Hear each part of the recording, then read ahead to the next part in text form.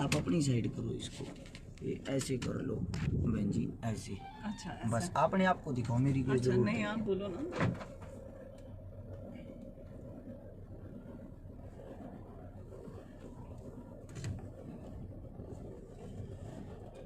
मेरे को दिखा दो। सॉरी, कोई नहीं। मुझे फर्स्ट टाइम है। सभी भाइयों को भाई राम राम।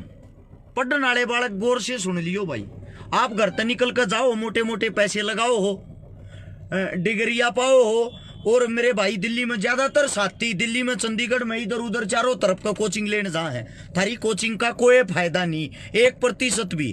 क्योंकि जो पढ़ने वाले बालक हैं, मेरे साथ में मेरी बहन बैठी जो लीड कर रही थी इस चीज को, आज पंचकुला के अंदर सब ने अपनी डिग्रियां तक जला दी, अपने डॉक्यूमेंट अपने कागज तक जला दिए, सब कुछ जला दिया। उसका कारण क्या है? उसका कारण ये है सरेआम नौकरियां बेची जा रही है।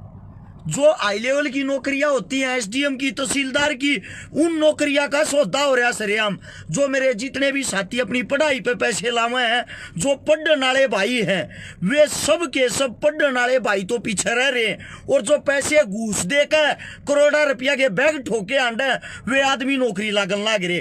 पूरी डिटेल, पूरी बात मेरी बहन थारे श्यामी रखेगी भाई। आज क्या क्या हुआ, ये घटना, ये सारी बातें पंचकुला के अंदर थी, और पिछले कम से कम बहन जी आप 5 साल से तो मेहनत कर रहे होगे। बिल्कुल, मैं 10 साल हो गए मुझे इन चीजों में लगे हुए, 10 साल हो गए हैं। जो बड़ी बड़ी नौकरियां, उनके कैसे सौदे किए जाते, एक बार सारे साथिया तो यह आवाज, यह बात मैं जब बताऊंगा थारे श्यामी आ जा। पढ़ने तो पहले तुम सोच लो, आज भारत में इस टाइम पर और हरियाणा में खासकर क्या चल रहा। एक बार सारे साथिया तो कहना चाहूं भाई, शेयर करो नीचे से, और शेयर करके भाईचारा जोड़ो। शेयर का बटन दबाओ, उसको दबाते ही राइट हैंड ने देखना शेयर टू ग्रुप ले क्या होगा। जितने भी आपके फोन में ग्रुप हैं, एक बार सारे के सारे भाई जल्द से जल्द जितना ज्यादा हो उसका शेयर करें इन चीजों को, और शेयर करके आगे पहुंचाए। बहन जी एक बार आप बताओ, ये घटना कैसे क्या हो रही है, क्या हालात हो रहे हैं? सबसे पहले तो मैं आपका बहुत बहुत धन्यवाद करूंगी हर्ष शिकारा जी भाई साहब का, जिनके माध्यम से मुझे आप लोगों से जुड़ने का मौका मिला है। मेरा नाम श्वेता ढुल है, और मैं HCS एग्ज़ाम्स की बात कर रही हूँ, जो HPSC के द्वारा कंडक्ट करवाए जाते हैं। HCS एग्जीक्यूटिव, नायब तहसीलदार, असिस्टेंट प्रोफेसर, सभी विषयों के। हाल फिलहाल में जितनी भर्तियाँ हुई हैं, उन सब में बहुत भारी मात्रा में अनियमितताएँ पाई गई हैं। या तो बहुत ज़्यादा मिस्टेक्स एग्ज़ाम पेपर में मिलती हैं, या पेपर लीक की घटनाएं हो रही हैं, या ऐसा सुनने में आ रहा है कि पेपर कहीं से कॉपी किया है जिसके एविडेंसेस भी हैं। जैसे HCS एग्ज़ाम है एग्जीक्यूटिव वाला, 15 क्वेश्चन सीधे उठा के GRE की, बैरेंस की 2008 की बुक से दे दिए, 17th एडिशन से 15 क्वेश्चन। इतना बड़ा एग्जाम, SDM, आप HCS एग्जीक्यूटिव की पोस्ट की बात कर रहे हो, आप कहीं पे भी एक क्वेश्चन का भी नाम ले लेते हो तो वो कॉम्पिटिटिवनेस नहीं रहती ना। साथ में नाबार्ड के पेपर से कॉपीड है। Same to same assistant professor English के एग्जाम के साथ हुआ। बहन जी एक सेकंड, भाई ये कह रहे हैं आवाज कम आ रही, थोड़ा जोर से बोलो आप। भाई एक बार है ना, सारे भाई सबसे पहले तो ध्यान से सुन लियो। बहन जी अब जोर से बोलेंगे। दूसरी बात, ये बस सारे साथियात कहना चाहूँ भाई, पहले इसने शेयर करो ताकि सब जगह ये चीज पहुंच जा। आप बोलो, सबसे जोर से बोलो, मेरी कोई जरूरत नहीं दिखाने की, आप बोलते रहो। मैं अभी जो हाल फिलहाल में HPSC के द्वारा एग्जाम्स कंडक्ट करवाए गए हैं, HCS एग्जीक्यूटिव, नायब तहसीलदार, असिस्टेंट प्रोफेसर, सभी विषय, उन सब के बारे में हम जो सर के माध्यम से हम ये बात सब तक पहुंचाना चाह रहे हैं कि क्या क्या धांधलियां हुई हैं। जैसे सबसे पहले एग्ज़ाम है HCS एग्जीक्यूटिव का, उसमें एक तो पेपर का लेवल बिल्कुल ही 0 था। सिविल सर्विसेज एप्टीट्यूड टेस्ट करके एक पेपर आया सेकंड, जो एक रिफॉर्म की तरह हरियाणा में पहली बार इंट्रोड्यूस हुआ, जिसमें सिविल सर्विसेज का कंपोनेंट था ही नहीं, केवल एप्टीट्यूड टेस्ट था, और उसमें भी मैथ्स के मल्टी लेवल फॉर्मूला वाले बहुत सारे क्वेश्चंस थे। उसके अलावा 15 क्वेश्चंस कॉपीड थे GRE की, बैरन की बुक से।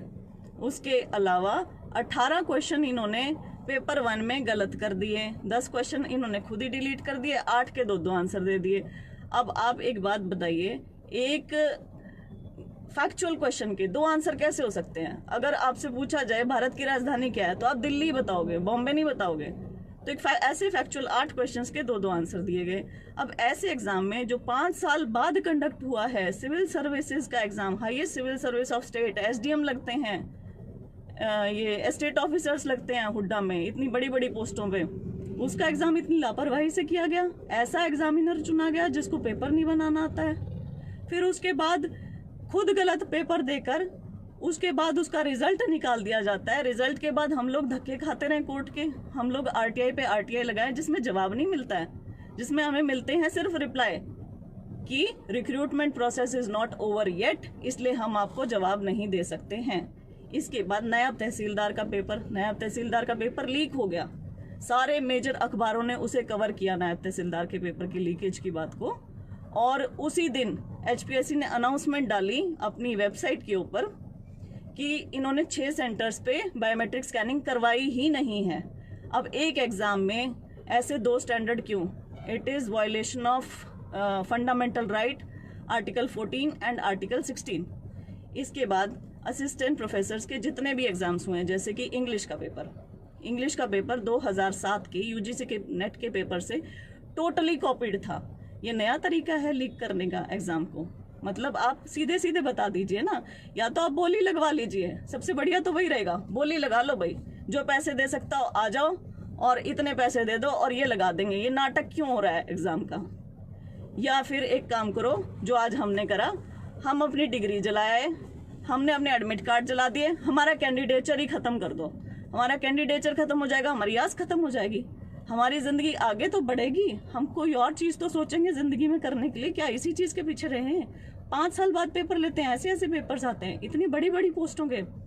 आप जहां ग्रुप सी और ग्रुप डी के पेपर्स में बायोमेट्रिक स्कैनिंग करवा रहे हो, QR कोड देते हो, आप जहां पे CCTV कैमरा दे रहे हो हर एक एग्जाम हॉल में, आपके एग्जाम हॉल में आप पेन तक प्रोवाइड कर रहे हो, क्लॉक तक प्रोवाइड कर रहे हो, 100 रुपये लेते हैं उस एप्लीकेशन फॉर्म के भरने के।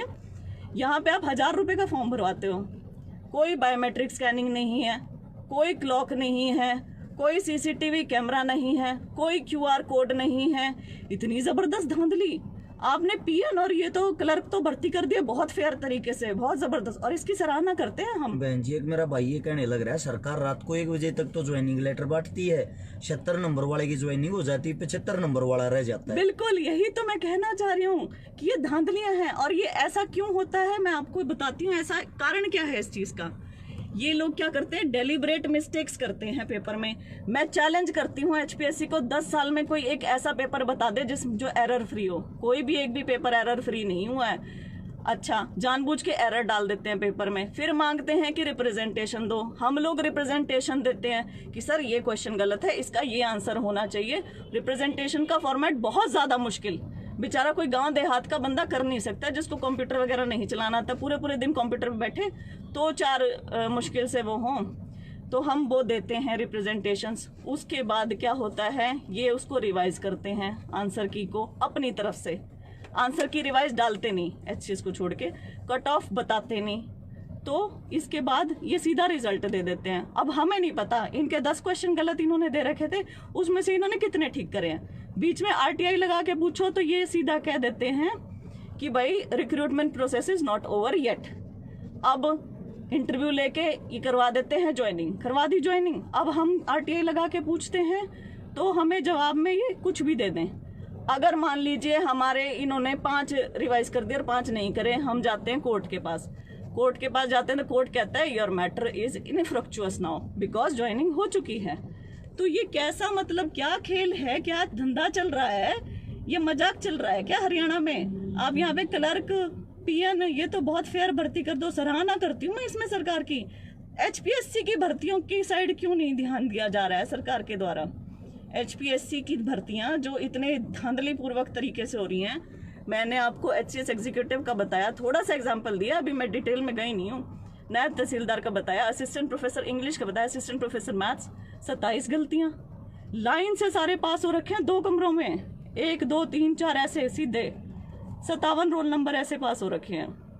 क्यों? क्या आप शफल नहीं कर सकते? जिस हमने लाइन में वो भरे हैं फॉर्म, उसी में ही आपने रोल नंबर इशू कर दिए। फिर तो सारे दोस्त इकट्ठे जितने दोस्त यार मित्र होंगे या जिसने सेटिंग करके आगे पीछे भरे होंगे फॉर्म वो सब तो हो जाएंगे क्लियर। और इसके बाद जैसे ज्योग्राफी का है, ज्योग्राफी में एक बच्चा 2 फोन लेके बैठा हुआ था एग्जाम हॉल में, पकड़ा गया, FIR हुई। उसके बाद ज्योग्राफी में भी बहुत ज़्यादा धांधलियाँ